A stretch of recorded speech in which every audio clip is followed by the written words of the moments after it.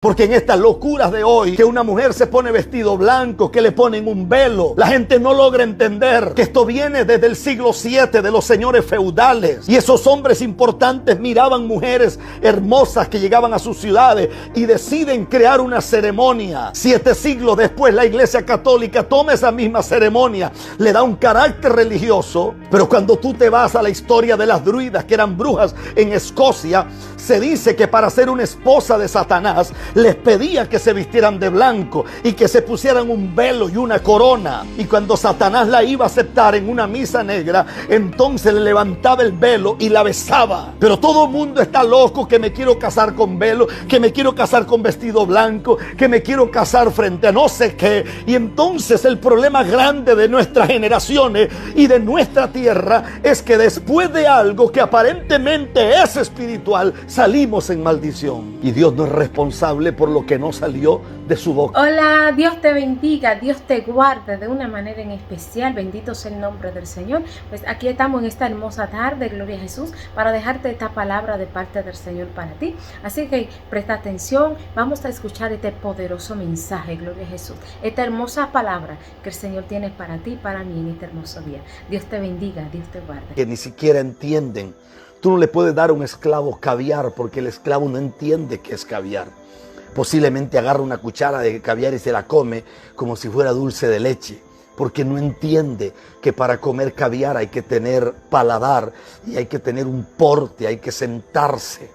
Por eso yo difiero tanto de la gente que habla de reino y reino y reino y reino para allá y reino para acá. Y usted oye los predicadores diciendo es que esta iglesia es de reino. Asumen que una congregación es de reino porque dan buenas ofrendas.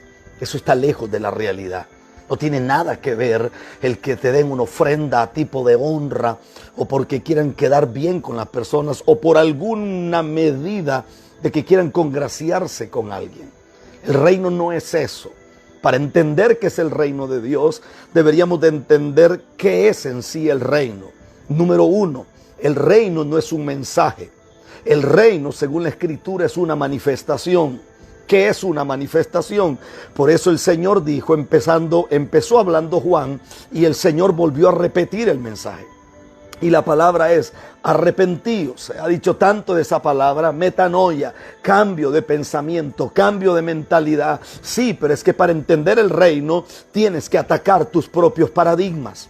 Para entender el reino tienes que atacar tu propia estructura mental. Para entender el reino tienes que cambiar aún las costumbres, el costumbrismo y la idiosincrasia de donde tú y yo venimos. Es que para entender el reino a veces hay que renunciar hasta ese nacionalismo que se convierte muchas veces en un orgullo extraño. Porque se nos olvida que realmente nosotros no somos de aquí. Nosotros fuimos creados en la eternidad y fuimos ensamblados en esta tierra, pero nosotros no venimos de un derroche hormonal de una noche o de un día. Tú y yo venimos de la preexistencia. En la preexistencia no aparecía ni los espermas de tu papá ni el óvulo de tu madre. En la preexistencia solamente existías tú como un espíritu, y ese espíritu en la eternidad tuvo un oficio. Y según el oficio, entonces se nos entregó un propósito para venir a esta tierra a cumplir una misión. Note, abro paréntesis, no existe propósito en esta tierra. Escriben libros buenos, interesantes, que venden millones. Iglesia con propósito, una vida con propósito. A lo que le llaman propósito es tener una casa. A lo que le llaman propósito es tener una mujer, tener 4 niños. Le llaman propósito a tener una empresa. Eso no es propósito, esos son logros en la vida. El propósito viene escrito desde la eternidad y se convierte en una misión, en un designio de Dios por lo cual estás aquí. Todo el mundo está preocupado buscando un profeta para que te diga algo de esta tierra.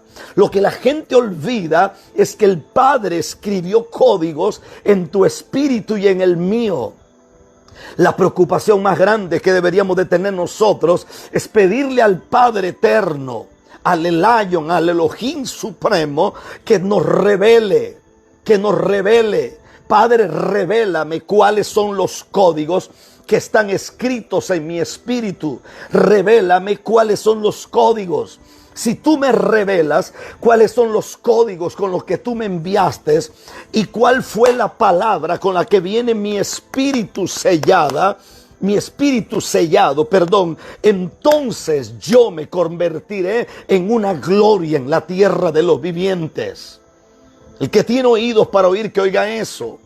Cuando empezamos hablando de Génesis 1, la Reina Valera dice: en el principio creó Dios los cielos y la tierra. No me voy a detener en eso porque tengo demasiado material que hablar. Y yo soy de los que tengo que archivar el material aquí.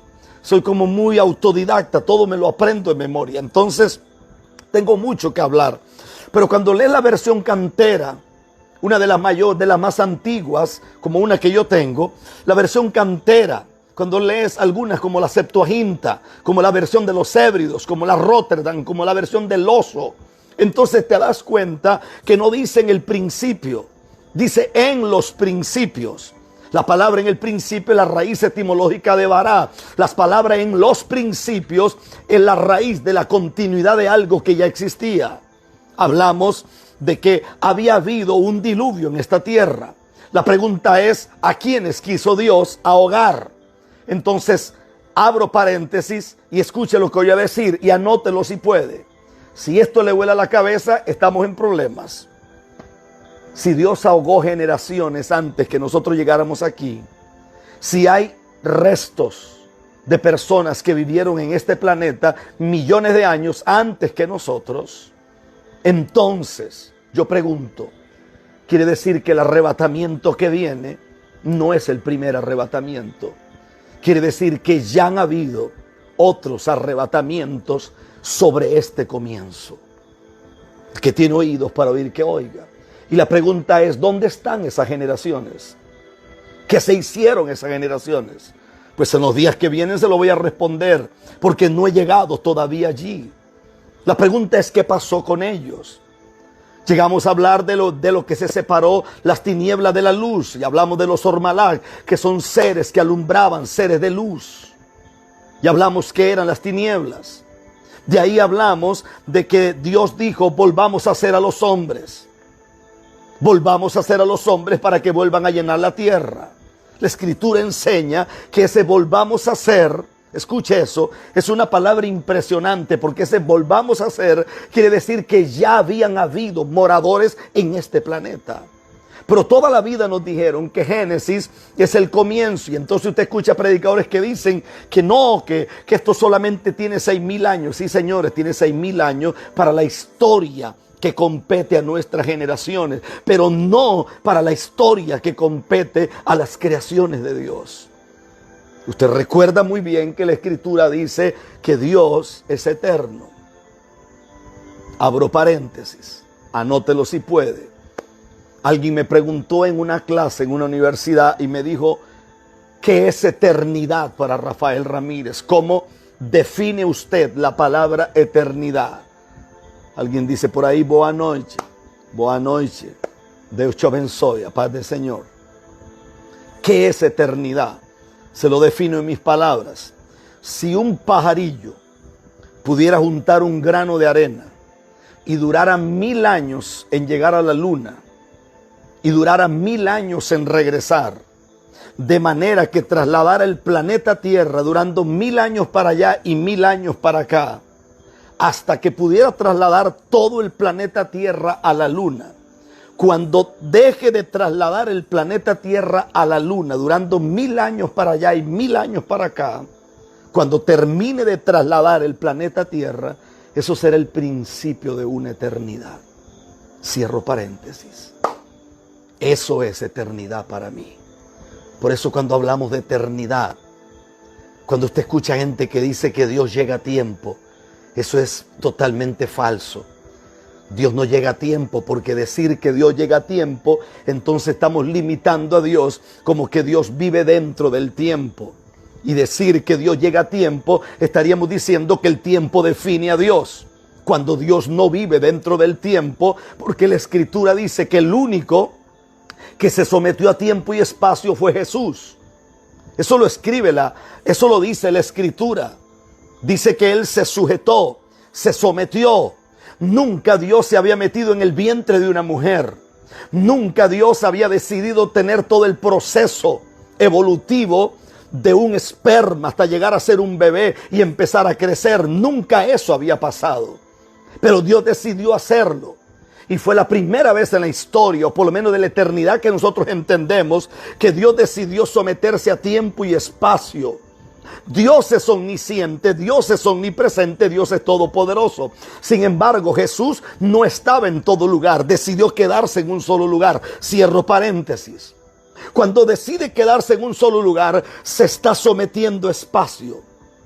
Cuando decide empezar a crecer como cualquier mortal hasta llegar a ser un niño, después de ser un esperma, convertirse en feto, hasta llegar a ser un niño, después un jovencito, hasta llegar a ser un hombre adulto, estamos diciendo que se sometió a tiempo. Vive Dios, es la primera vez que Dios se somete al tiempo, porque Dios no se envejece. Por eso la Escritura dice que Él es el alfa, Él es el omega. Cierro paréntesis, el que tiene oídos para oír que oiga. Entonces decir que Dios llega a tiempo es exactamente una aberración hermenéutica. Porque sería decir que entonces Dios decidió limitarse a la realidad nuestra cuando Dios no se limita a nada. Escuche el que tiene oídos para oír. Entonces dijimos que Dios creó a los hombres de la tierra. Pero cuando miramos el capítulo 1, el verso 26, verso 27, anoche lo expliqué, dice que Dios dijo: hagamos al hombre conforme a nuestra semejanza. Y dice que cuando le dio género, varón y hembra los creó. Quiere decir que la esencia de un varón y de una mujer se llama hombre. La esencia de un varón y de una mujer se llama hombre. No es que hay espíritus femeninos. La esencia de un varón que tiene género masculino y la esencia de una mujer que tiene género femenino se llama hombre. Entonces venimos aquí y nos damos cuenta que este ser que Dios crea en Génesis 1:26 y verso 27 no es Adán. Este era otro ser. Entonces entramos en materia, porque es interesantísimo esto. La Biblia dice, mire qué fuerte es esto. Ahí quedamos ayer. Dice la Escritura que Dios dijo, dije que Dios creó que Dios creó árbol que diera todo semilla, dice el verso 30, y toda bestia de la tierra, y todas las aves de los cielos, y a todo lo que se arrastra sobre la tierra, que hay vida sobre planta verde, le será para comer. Y fue así. Y vio Dios que lo que había hecho era bueno, y era bueno en gran manera, y fue la tarde y la mañana del sexto día. Dice que fueron acabados los cielos, y la tierra y el ejército, y todo el ejército de ellos. Fueron acabados los cielos y la tierra y todo el ejército de ellos. Eso me sacudió. Eso me sacudió. Eso me sacudió. ¿Cómo es eso? Que fueron acabados los cielos y la tierra y todo el ejército de ellos. Quiere decir que en la creación de los cielos y la tierra también se creó el ejército de los cielos. El que tiene oídos para oír que oiga. Y ahí empieza a hablar del séptimo día. Después dice el verso 3, y bendijo Dios el día séptimo, lo santificó. Y aparece el verso 4 del capítulo 2. Estos son los orígenes de los cielos y de la tierra cuando fueron creados. El día que Jehová Dios hizo la tierra y los cielos y toda planta del campo antes que fuese en la tierra. Escuche, porque esto es poderoso. Tiene que tener Biblia abierta. Dice, antes que fuesen en la tierra y toda hierba del campo antes que naciese. Esto me parece espectacular. Dice que Dios creó, oiga qué fuerte es esto, y toda planta del campo antes que fuese en la tierra. Dios creó las plantas antes de que pudieran nacer en la tierra.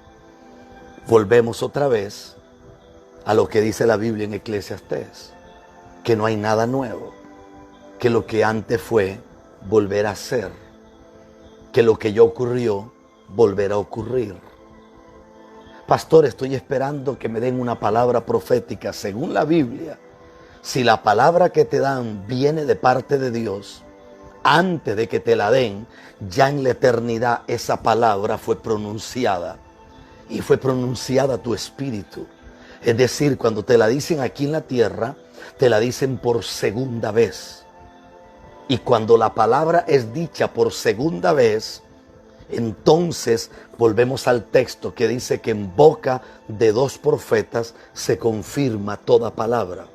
Se lo digo de una versión antigua: en boca de dos ungidos toda palabra es puesta en evidencia para que se apresure su cumplimiento.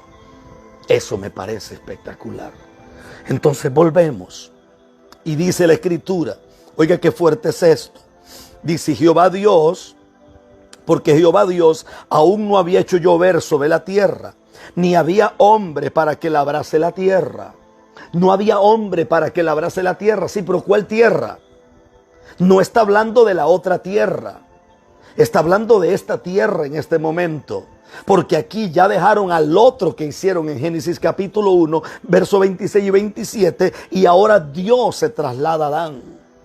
Escuche, porque este es el problema, que la gente tiene un enredo en el cerebro con esto.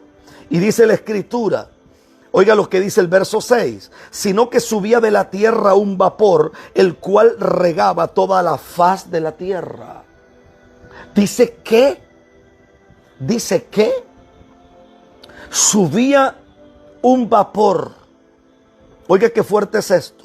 El cual regaba toda la faz de la tierra. Entonces Jehová Dios formó al hombre del polvo de la tierra. La traducción antigua no dice polvo, la traducción antigua dice de la tierra quemada, de los tiestos quemados. Alguna vez dije que el nombre de Adán se traduciría como hombre rojo. Alguien dijo que eso no era así, pero yo no tengo problemas con eso. Porque de hecho que esta es una clase magistral para gente que tiene capacidad de entender estas cosas. Y la idea es que pueda aprender.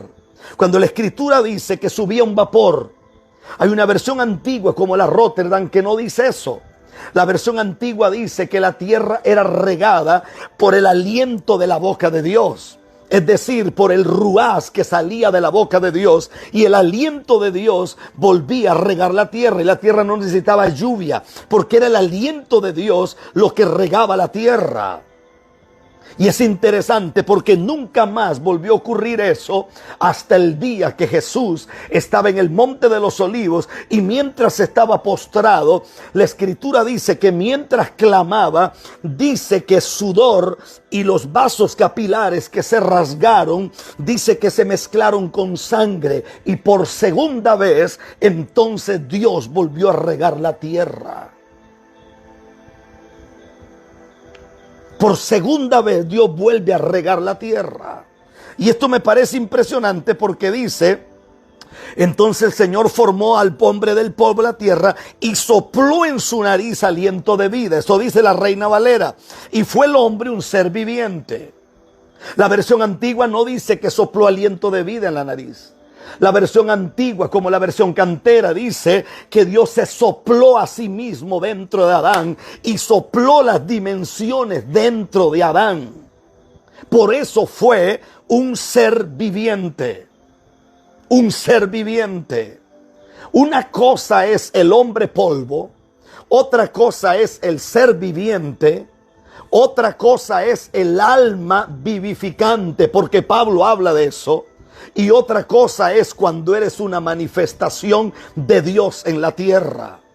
Por eso hablamos de 7 matrices. Dijimos que la primera matriz es los tiestos de la tierra, que es de donde se toma la materia prima para poder crear un ser que no existía. Porque al otro ser que Dios creó, lo creó con una mujer, pero no dice que le sopló aliento de vida. Pero a este ser sí le sopla aliento de vida y se mete dentro de él. Y hablamos de 7 matrices. Dijimos que la segunda matriz que aparece en la Escritura es la matriz de Eva. ¿Por qué no se mencionan los hijos de la otra creación? Y usted dirá, ¿de qué está hablando, pastor? Explíqueme por qué Caín sale de la presencia de Adán y Eva y llega a una ciudad donde ya hay personas.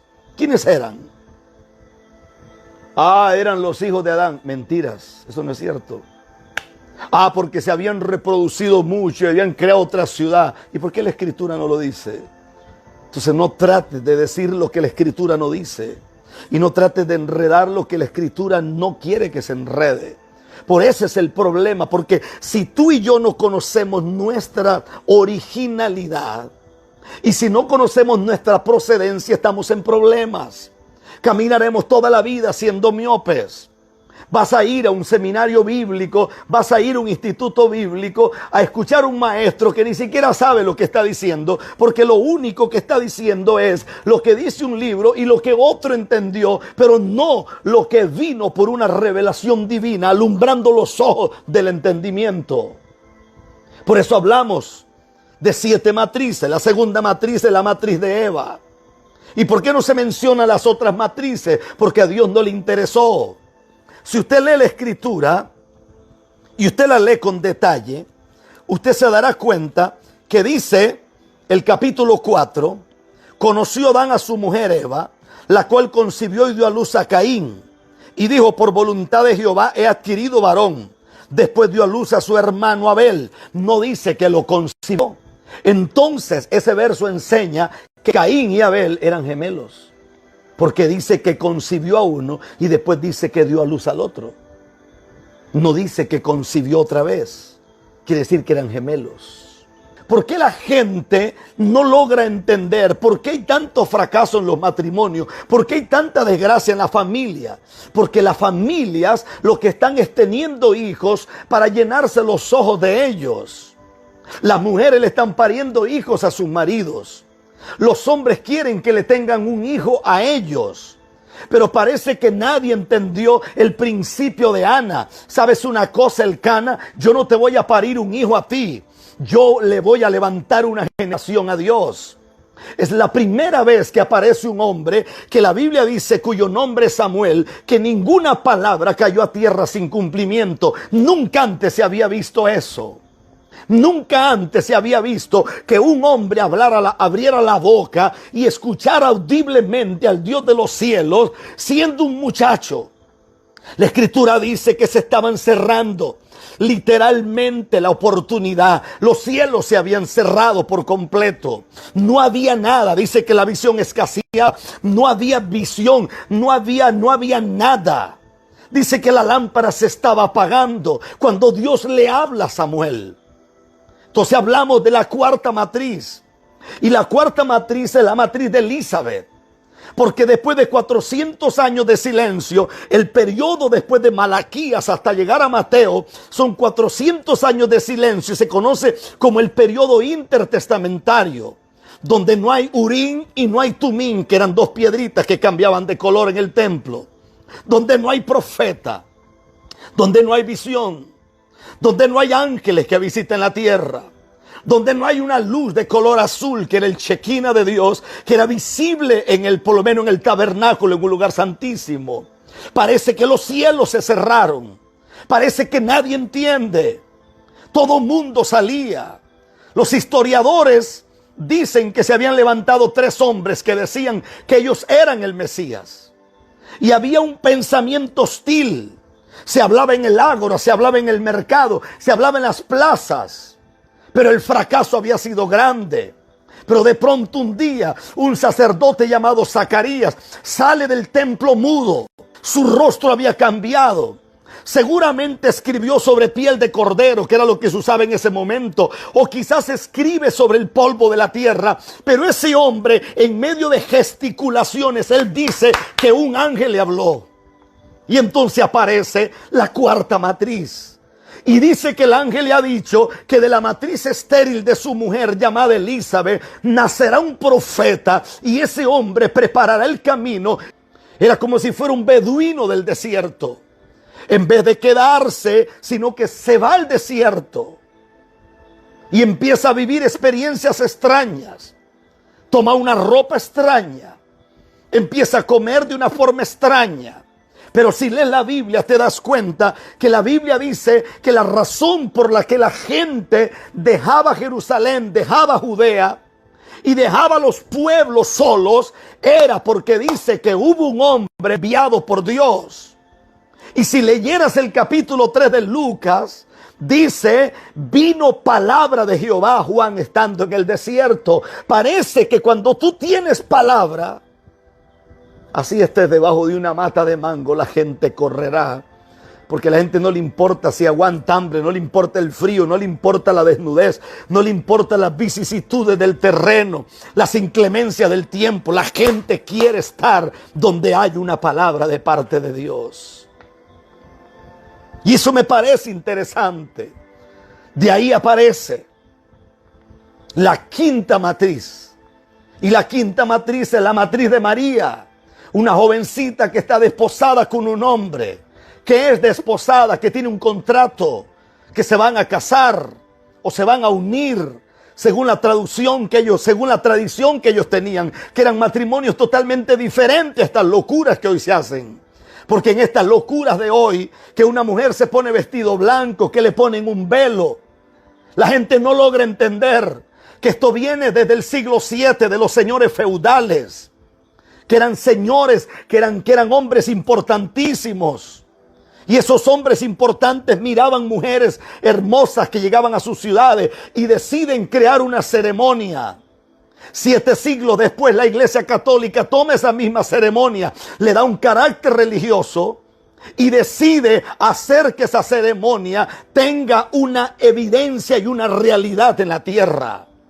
Pero cuando tú te vas a la historia de las druidas, que eran brujas en Escocia, se dice que para ser una esposa de Satanás les pedía que se vistieran de blanco y que se pusieran un velo y una corona.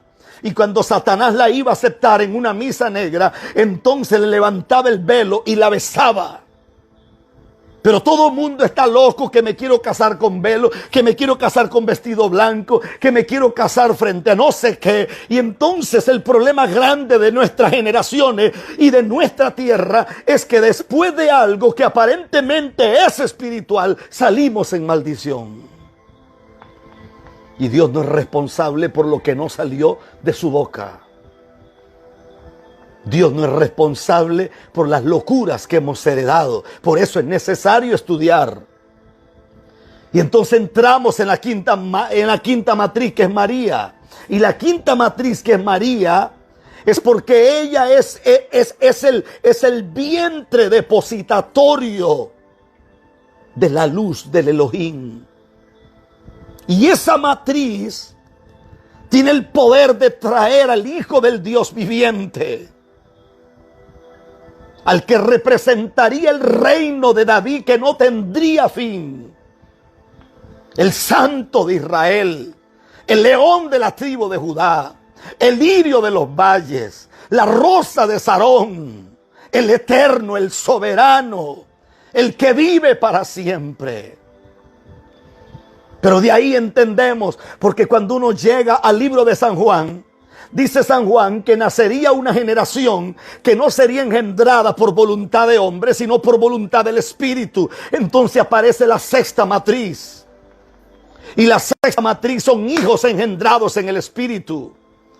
Pero vamos a la séptima matriz, porque cuando llegas al libro de Isaías, Isaías dice que mientras Sión tuvo dolores de parto, dio a luz sus hijos. Y ahí aparece la oración intercesora. Y ahí existe el vientre de una iglesia que clama, que gime, que ora, que busca, que llora, que derrama su alma como la derramó Ana en un altar. Aunque el sacerdote no entienda, porque perdió luz, porque perdió brillo, porque perdió la esencia, porque perdió la eternidad. Cuando se pierde eternidad, entonces tú confundes la gloria de Dios, el derramamiento, con alguien que está ebrio. Pero cuando tú tienes luz, ni siquiera necesitas saber el nombre ni el apellido de alguien. Con solo que lo ves, tú sabes que se viene de Dios. Son las 7 matrices. Ahora escuche aquí, porque esto es importantísimo. El que tiene oídos para oír, que oiga. Dice la Escritura, porque no había hombre para que labrase la tierra. Cuando uno lee gramática, uno se da cuenta que esa frase significa Ese es un lenguaje figurado. A esa frase que se llama lenguaje figurado, quiere decir que antes ya había habido alguien que labrara la tierra. Ya había habido alguien que labrara la tierra. Esto es muy fuerte. Por eso yo tengo años de orar a Dios para soltar esto. Y yo nunca en mi vida imaginé que Dios me pondría a soltar esto en las redes sociales. El que puede decir aleluya, diga aunque sea aleluya o diga gloria a Dios. Por eso tiene que volver a escuchar esto 17 veces para entender. Y mire qué fuerte es esto. Porque la Escritura dice que Dios crea a Adán y se le mete a Adán por dentro. Se le mete, no es que sopló aliento de vida. Y entonces fue un ser viviente. Un ser viviente. ¿Y por qué cree usted que uno de los nombres de Dios es el viviente? El viviente. Porque ese ser que estaba creando era como un clon del Eterno. Tendría genoma, tendría ADN, tendría eternidad. Eso fue lo que el diablo, Satanás, Luzbel, no podía aceptar. Como tú me creaste a mí en el Edén, donde toda la riqueza que había era mineral. Se supone que yo no era perfecto, era el sello de la perfección, era más que perfecto. Sin embargo, a mí nunca me soplaste, nunca te metiste por dentro. Ahora creas un ser inferior que lo haces de la tierra, del polvo, de la tierra quemada, de los tiestos, y decides meterte dentro de él. ¿Qué grandeza tiene ese ser? ¿Qué hay en ese ser? ¿Por qué le das huella digital diferente? ¿Por qué le pones iris del ojo diferente? Pero es que el iris no es solamente una cuestión que tiene que ver con algo. No. Es que el iris tiene que ver con el código genético que el Padre escribió en la eternidad sobre la persona. ¿Por qué crees que cuando Isaac vio a Rebeca, dice que se cubrió y lo único que le vio fueron los ojos? Y dice que cuando le vio los ojos la amó. Pero hoy usted escucha cada tontería. No, es que uno primero se enamora y después ama. Y uno primero come palomitas de maíz y después va al cine y después se come un helado y después la agarra del dedo chiquito así. No, esas son puras estupideces. Puras tonterías. Eso no es real. ¿Sabes cuántos años tenía Isaac? Se cree que Isaac tenía entre 46 y 44 años. ¿Sabes cuántos años tenía Rebeca? Se cree que tenía entre 14 y 16 años. Que tiene oídos para oír, oiga. Y la Escritura dice, oiga qué fuerte es esto. Dice, y entonces fue un ser viviente. ¿Por qué crees que el Salmo 86 dice que nosotros somos dioses?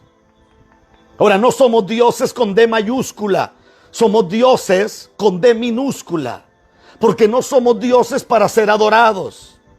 Somos dioses porque tenemos la esencia del Padre, tenemos eternidad.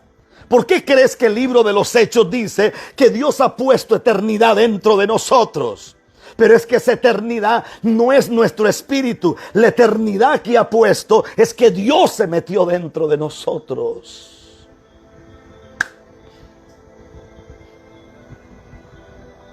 ¿Es fuerte eso? Anote y vuelve a escuchar esto. Oiga, qué fuerte lo que dice.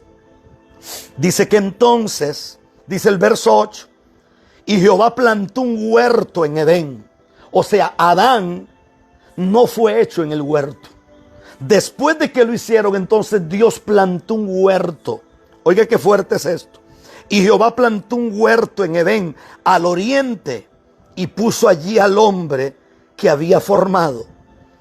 Y Jehová, Dios, hizo nacer de la tierra todo árbol delicioso, a la vista y bueno para comer. También el árbol de la vida en medio del huerto, y el árbol de la ciencia del bien y el mal. Mire lo que dice el verso 10. Ora a Dios para que eso se te revele. Y salía de Edén un río para regar el huerto, y de allí se repartía en 4 brazos. El nombre de uno era Pisón. Este es el que rodea toda la tierra de Ávila, donde hay oro. Y el oro, de aquella tierra es bueno. Hay allí también bedelio y ónice. El nombre del segundo río es Gión. Este es el que rodea la tierra de Cus. De Cus. Oiga lo que dice el verso 14. Y el nombre del tercer río es Hidekel. Este es el que va al oriente de Asiria. Esto me voló la cabeza. ¿Cómo es que este verso dice que este río era el que iba al norte de Asiria? Quiere decir que Asiria ya existía. Eso lo dice. Y no me mire con esa cara de colombiano, de venezolano arrepentido, porque eso dice la escritura aquí. Dice, al norte, el nombre, verso 14, y el nombre del tercer río es Hidekel. Es el que va al oriente de Asiria.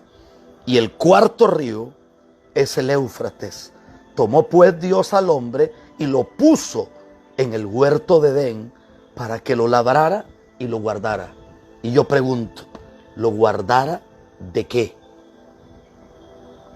¿De qué? Eso está allí. Para que lo guardara, lo guardase, ¿de qué? Si la única forma de que algo se guarde es porque hay peligro.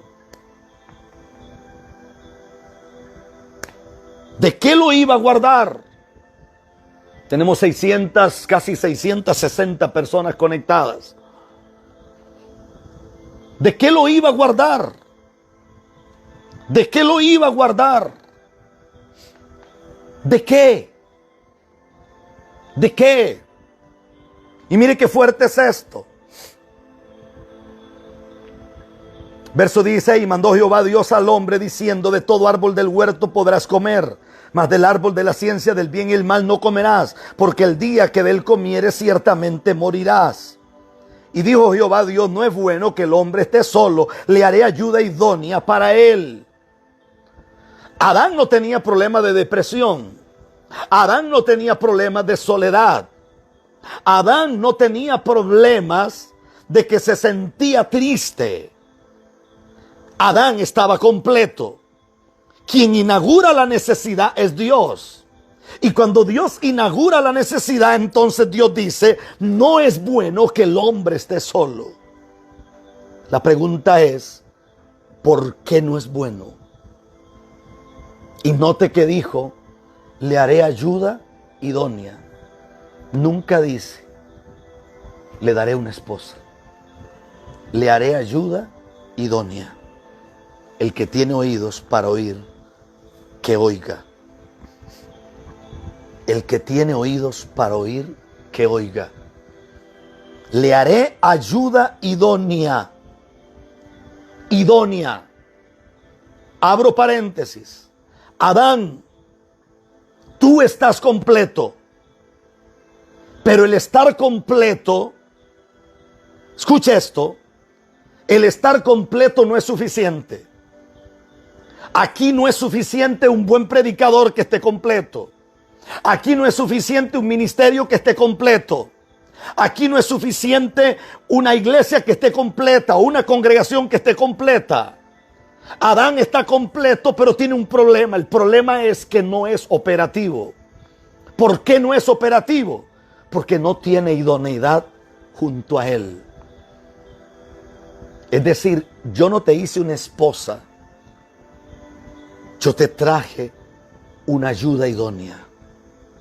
Entonces, cierro paréntesis, nace el principio.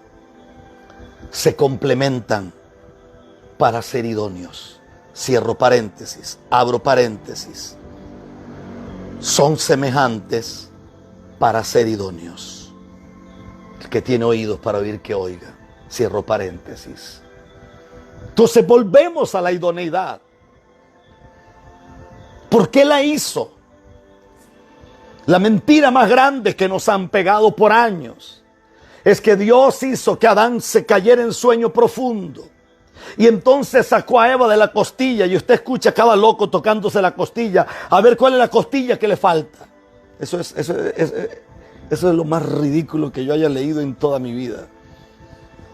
La versión cantera del año 300 dice: e hizo Elohim caer en sueño profundo a Adán, y lo partió Elohim, y sacó,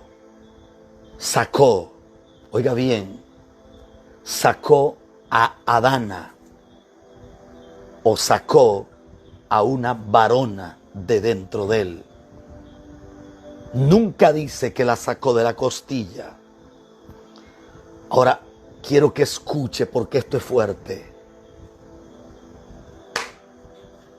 La Escritura dice que Dios sopló y se sopló dentro de Adán. ¿Por qué no dice que sopló a Adana? ¿O por qué no dice? Porque después Adán le pone Eva, que Eva significa vida, significa avivar, significa fuego que quema, significa luz o lumbrera que inunda la tierra de resplandor. ¿Por qué no dice que la sopló? ¿Por qué no dice que la sopló? Porque Eva no fue creada, Eva fue construida dentro de Adán. Por eso el cuerpo de ella es más bonito que el del hombre. El cuerpo de ella tenía curvatura. El cuerpo de ella tiene la capacidad de soportar lo que ningún hombre puede soportar. ¿Por qué Dios no dijo que el enemigo de Satanás sería Adán? No, dijo que el enemigo de Satanás sería la simiente de la mujer. Y la simiente de la mujer, aprenda para que entienda, la simiente de la mujer tiene que ver con el vientre de ella y tiene que ver con los espermas que serán puestos dentro de ella. Por eso me regreso un poco más atrás. Sabemos demasiado de multiplicarnos, somos buenos para tener muchachos, pero no entendemos de fructificar, porque para fructificar hay que entender el género de la semilla. Para poder fructificar hay que entender el genoma de la esencia. Hay que entender la identidad de la eternidad. Hay que entender cómo es que se mueve lo eterno en esta realidad presente. Para poder entender hay que ir más allá. Por eso es que entendemos que Adán no es hermafrodita. Entendemos que Adán es andrógeno. ¿Qué es andrógeno? Andrógeno es que la mitad de las células de Adán son masculinas y la mitad de las células son femeninas. Y eso lo prueba la ciencia médica. La ciencia médica dice que el código genético de un hombre es X y el de la mujer es X. Usted lo sabe. No es una justificación para ser homosexual ni para ser un afeminado. Pero la mitad de las células de un hombre son femeninas y la mitad son masculinas. Por eso el que determina si nace niño o niña, o varón o mujer, es el hombre. Porque la mujer lo que tiene es un vientre profético que le entregas un renacuajo, que es un esperma con forma de renacuajo, y te devuelve un niño precioso. Por eso el fracaso más grande de los ministerios es que la gente, para levantar una iglesia, lo primero que piensa es en música, lo primero que piensa es en bocina, lo primero que piensa es en luces, lo primero que piensa es en silla, piensa en luz eléctrica, piensa en aire acondicionado. Pero nadie piensa que para levantar un ministerio exitoso no se necesita eso. Lo que se necesita es idoneidad, porque la idoneidad lo que va a hacer es que tus semillas dejen de ser completas para que tú y yo nos convirtamos en operativos en la tierra, porque la operatividad solo te la da la idoneidad cuando somos idóneos para ser compatibles y hacer un trabajo complementario en esta tierra. Y volvemos otra vez. Y vamos a Colosenses capítulo 1. Y vamos al verso 28, donde Pablo dice, y usa 3 palabras, pero hay una palabra ahí en medio que él usa, es amonestaros. Y la palabra amonestaros es para que salga la ayuda idónea que está guardada. ¿Cuál es la idea de Dios? Y hay una versión antigua que dice que antes, cuando arrestan a Jesús en el monte de los olivos, Jesús mira a los discípulos y les dice, es necesario que el Padre haga lo que va a pasar y que ocurra. Porque es necesario que el Padre me haga caer en sueño profundo para que Él saque la idoneidad que está dormida dentro de mí, que es la iglesia. Aquí el plan no es predicar bonito. Aquí el plan no es hablar en lengua bonito. Hay gente que habla en lenguas y está hecha una desgracia. Hay gente que profetiza y vive en una desgracia terrible. Porque el problema es, Adán, tú estás completo, pero necesitas idoneidad para ser un hombre operativo en la tierra de los vivientes. Cuando tú eres operativo, entonces tienes el poder de que tus semillas pueden ser fertilizadas por la eternidad que el Padre ha puesto en la idoneidad que puso junto a ti. Dejen de preocuparse tanto por hablar en tantas lenguas. Eso es bueno, hágalo si quiere. Pero preocúpese más porque el Padre lo haga caer en sueño profundo y le dé a usted y a mí una experiencia traumática. Y en medio de esa experiencia traumática el Padre saque la idoneidad que está guardada dentro de nosotros. Porque si el Padre saca la idoneidad que está guardada dentro de nosotros, entonces llegaremos lejos. Usted no se ha puesto a pensar que el problema más grande que este planeta tiene se llama idoneidad. Usted no se ha puesto a pensar. Usted no se ha puesto a pensar que Dios iba a matar a Moisés por la mujer cusita. Usted no se ha puesto a pensar que Abraham puso a mentir a su mujer. Y también su hijo puso a mentir a su mujer Rebeca. Usted no se ha puesto a pensar que la Biblia dice que Jezabel era una de las mujeres de Israel. Es decir, Jezabel no siempre estuvo dañada. Algún día fue una mujer llena de Dios. Usted no se ha puesto a pensar que la única mujer que llegó para honrar a Salomón fue la reina de Saba, pero él estaba aturdido y nunca logró entender que la única que lo iba a honrar y que lo honró, él no logró ver la idoneidad en ella. Y más bien se enredó con las hijas de todos los endemoniados que tenía a la par y lo pusieron a adorar demonios. Usted no se ha puesto a pensar que Jacob trabajó 7 años por una mujer y trabajó 7 años por otra más, porque parece que todos buscamos idoneidad. No esposa, idoneidad, idoneidad.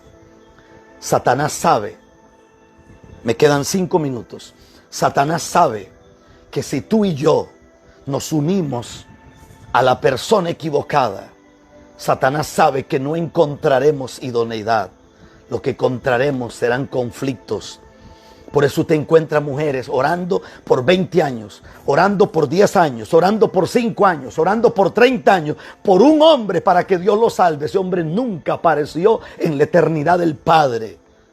Nunca. Pastor, estoy orando para que la mujer mía se convierta. Esa mujer nunca apareció en el plan eterno del Padre. Nunca. Jamás. Esa fue gente que apareció en el camino de alguna manera. Alguien se enamoró de un cuerpo, alguien se enamoró de sensualidad, alguien se enamoró de curvas, alguien se enamoró de cintura, alguien se enamoró de lo que fuera. Pero nunca miró idoneidad. Porque la idoneidad, el único que la puede traer es Dios. Después de que te hace pasar por una noche oscura, como la que pasó Jesús en el Monte de los Olivos, o por una cirugía quirúrgica donde Adán no era hermafrodita, sino que era andrógeno, Entonces Dios sacó la idoneidad que estaba dentro de él. Me quedan 2 minutos. Y cuando Dios saca la idoneidad, entonces todo cambió. ¿Por qué fracasó Sansón? Porque nunca entendió que su idoneidad no era Dalila. ¿Por qué? ¿Por qué hay tanto problema en esta tierra? Porque cree que cuando le traen a la varona, le traen a Adana, dice la Reina Valera que Adán dijo: este es hueso de mi hueso, carne de mi carne. Mentira, eso no dice el original. O por lo menos las versiones más antiguas no dicen eso. Las versiones más antiguas dicen: esta es la que yo conocí en la eternidad, la que fue creada según un plan para cumplir una misión en esta tierra. Por eso es que él profetiza. Porque no la estaba mirando por primera vez, la estaba reconociendo por segunda vez. Por eso cuando tú encuentras la idoneidad, te parece que la conoces de toda la vida. Por eso hay mujeres que se casan con un tipo y después dicen: es que después de que se casó sacó las uñas. Porque esa no era la idoneidad. Pastores, que era tan diferente esta mujer cuando éramos novios. Dicho sea de paso, los noviazgos no existen. Esas son boberías. Y yo le pruebo a usted con la Biblia que nosotros venimos casados desde la eternidad. Desde la eternidad venimos casados. Por eso la Biblia dice: lo que el Señor juntó. Y ese juntó no tiene que ver con este presente. Tiene que ver con algo que pasó en la eternidad. Lo que el Señor juntó no lo separa nadie. ¿Dónde lo juntó? Lo juntó en la eternidad. Lo juntó en la eternidad. Lo juntó en la eternidad. Y a usted lo pueden casar en un altar. Y le pueden echar todas las bendiciones del Padre, el Hijo y el Espíritu Santo. Y le pueden poner 1000 cosas encima. Que si usted se casa con la mujer que no era lo que Dios tenía para usted, mi Padre te declara un adúltero y un pecador. Me quedan 15 segundos. Los amo demasiado. Son una bendición. Bendiciones. Bendito sea el nombre del Señor.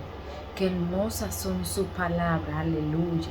Bendito sea el nombre del Señor. Bienaventurado el que escucha la palabra del Señor. Bienaventurados, somos más que bienaventurados, gloria a Jesús, cuando escuchamos, gloria a Jesús, que el Señor nos habla, gloria a Jesús.